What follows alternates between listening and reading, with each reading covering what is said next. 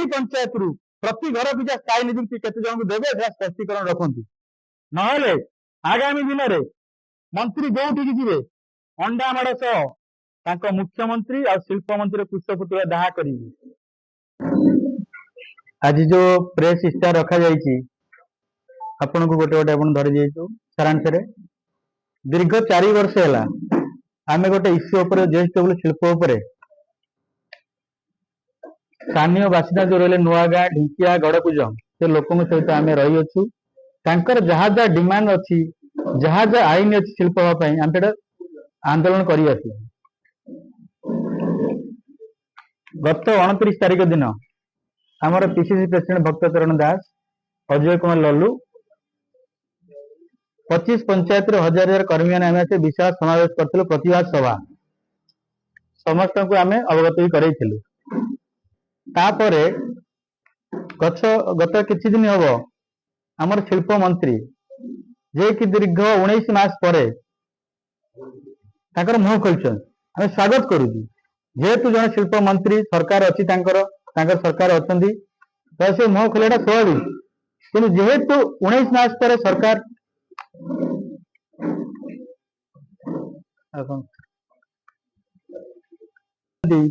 किसी टिप्पणी देते जे विरोध दल ये विकास देखी पार ना विरोध दल से लोक स्वर उठे लोक मान सांगे अच्छु आम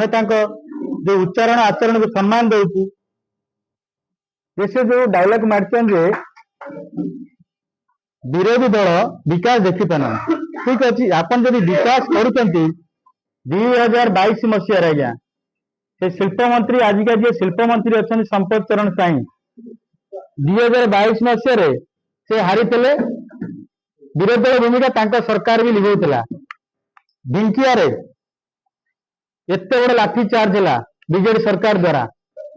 गोटे प्रतिनिधि टीम आसी फुलकाइबार बसी समर्थन जनइले किंतु आज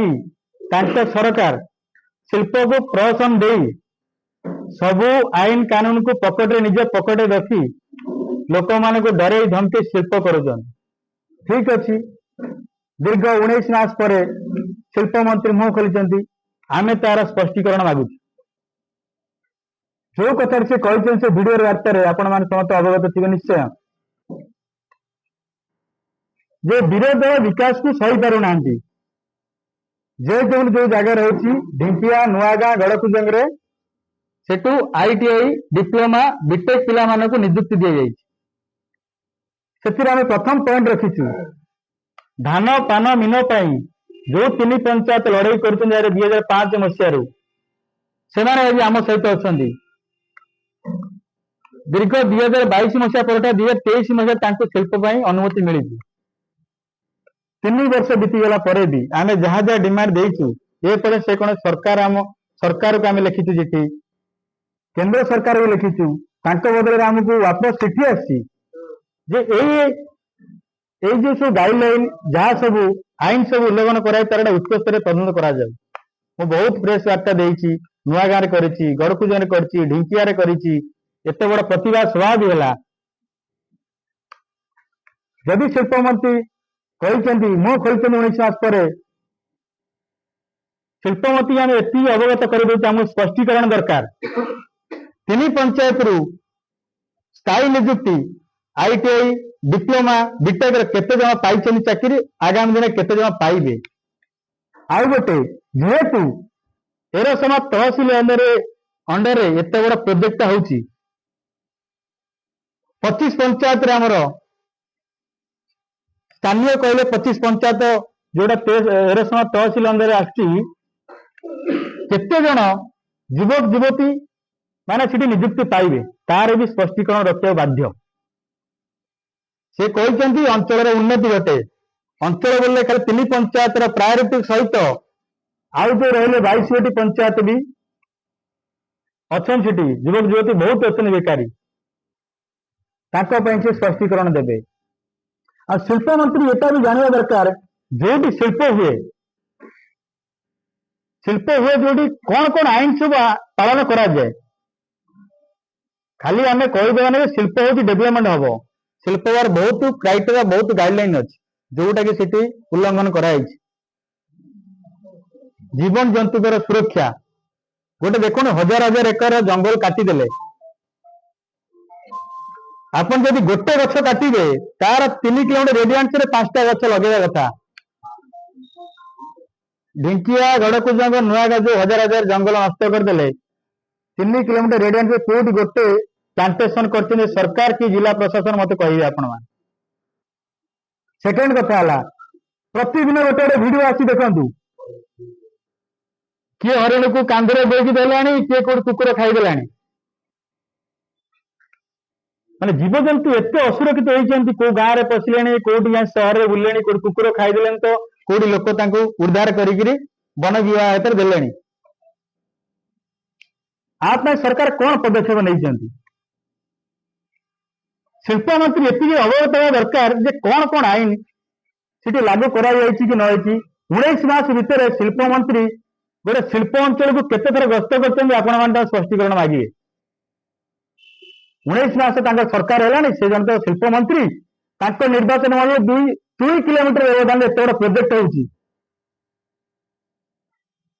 कांग्रेस एत बड़ नेता आसी करगले प्रतिवाद सभा केते थर से विजिट करते साधारण लोक जी जीवन जीविका हरई खटिकिया मजूरिया से केमी चलुंट जो मैंने वर्जे पान बरज रे 25 पंचायत रु जे मजूरी कर चलते दिन मजूरिया से हाथ बांधि बसी बुझुं सरकार मंत्री के आसचन 3 पंचायत रे 3 पंचायत रास्ता लाइट कि जहाँ लोक जो कंपेनसेशन पाई ना कई बर्तमान जो निज जीविका हरउंट केते थर मंत्री आसन गस्त करने आम मंत्री के चैलेंज दौचु जदि से 19 मास पर मुह खोल सरकार उन्नति करुच्ची शिल्प को आनी स्पष्टीकरण रखु 25 पंचायत रु केते स्थायी नियुक्ति युवक युवती पाइबे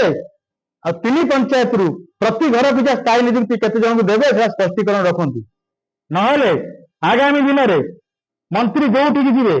अंडा माड़ सह मुख्यमंत्री और शिल्प मंत्री पुष्पपुतला दाह करेंगे एटा मु चैलेंज दूची मो जोन मु 4 वर्ष लड़ी आसी मुझे जिला परिषद अच्छी जदि आम समस्या नहीं आम जो लिखिद केंद्र सरकार को राज्य सरकार को राज्य सरकार निजे गोटे रिटिन जे यार तुरंत गोटे उच्च स्तर तदंत करा किंतु जिला प्रशासन शुणुनी डिक्स सरकार कौन सरकार है मैंने गोटे सरकार लेटर दब सीनियर आईएएस ऑफिसर गोटे लेटर दे जिलापाल तार किसी ना कुकर उड़े दौरान ये मैंने कौन सरकार चलेबे शिल्प मंत्री स्पष्टीकरण देवा बाध्य जदि न दिखती आमर जिला भरी आंदोलन जारी